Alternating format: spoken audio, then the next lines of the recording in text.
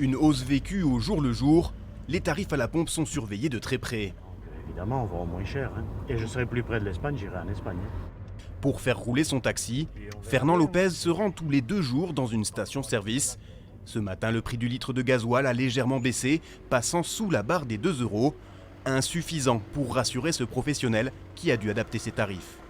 Quand c'était 7,30 €, je demandais aux clients 7 €. Aujourd'hui, je demande de 8 avec le bagage pour essayer de récupérer un peu le prix du gaz, du carburant, quoi. On augmente un peu quand c'est possible, mais bon, les clients aussi ne veulent pas payer plus cher, parce que déjà le taxi c'est cher aussi. Donc ça pose un problème, le prix du carburant.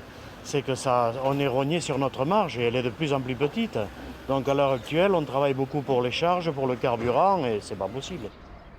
Les tarifs des taxis sont réglementés par la préfecture. Impossible pour eux de reporter la hausse du prix des carburants sur le montant des courses. Pour les ambulances, le tarif est fixé par la sécurité sociale et la problématique reste la même. Pour cette entreprise, la note du jour est salée.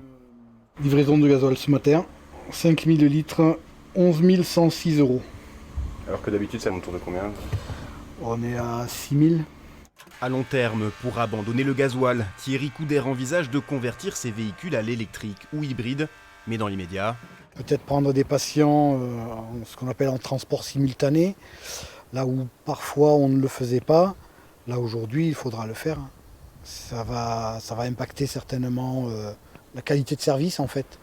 les professionnels de la route espèrent faire partie du plan de résilience économique dont les contours devraient être annoncés demain par le gouvernement.